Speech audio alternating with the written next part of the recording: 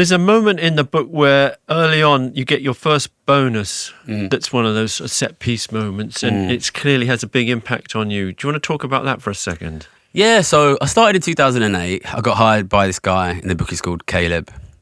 And then he quits in 2009. And he was like my big sponsor. And he says, you can ask me any question you want. And I said to him, all I have to do is get paid £100,000. So I would have been 22. And that's like, for me, £100,000. Focused on making money at this point. Yeah. I still living at home with my parents. £100,000 is like, oh my God, it's so big. That's my dream. And he said, oh, it's not possible. And I was like, go on, just tell me. He goes, to make £100,000, you'd have to make $10 million for the bank. So I'm like, okay, got my plan, make my $10 million. Get back to the desk, head down, put the plan on. By the end of the year, $12 million. And I go into the bonus room, I've got a new boss, and I'm expecting to get paid like something like 120 grand because I've made 12 instead of 10. Sitting in the room and the guy shows me, this massive guy, and the book is called Chuck, shows me this piece of paper, and I'm looking for like something like 120 grand. And the number at the top is £395,000. And there's nothing on there that's like 120, so I'm like confused. And I point to the top number, 395. I'm like, is it that? And he's just laughing. He's like, yeah, it is. And I remember like it was yesterday. I remember exactly what I said. I said, wow, that's a lot of money.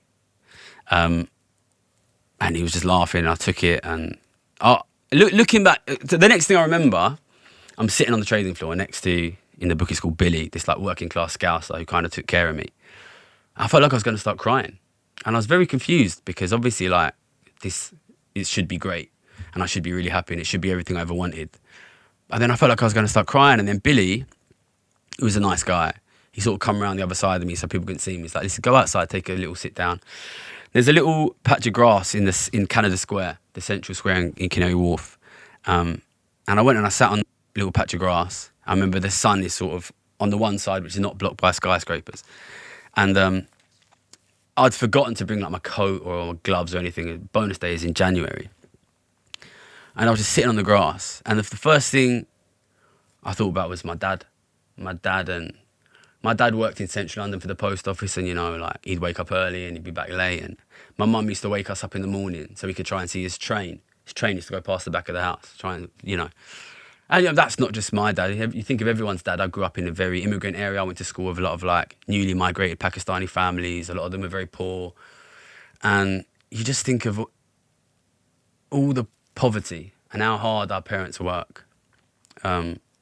And then just suddenly one day someone gives you 395 grand, basically. And it was really shocking. Because what it did was it made me feel like the poverty was like a dance that we were made to do, you know, almost for their entertainment, you know? And it makes you realise what I think is true, to be honest, which was it was never necessary.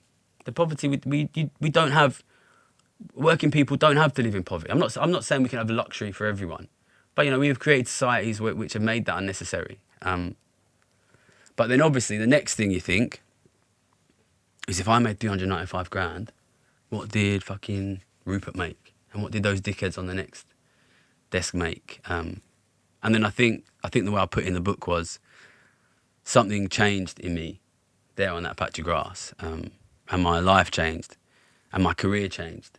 And after that, it wasn't a career anymore, it was bank robbery. And then after that, I think that started the period of my life which is categorised by obsession, basically. Obsession with being the best, obsession with being the best trader, obsession with making the money. And it started me on a track which led me to make a lot of money, but it really started me on a track towards like very bad path in terms of mental health.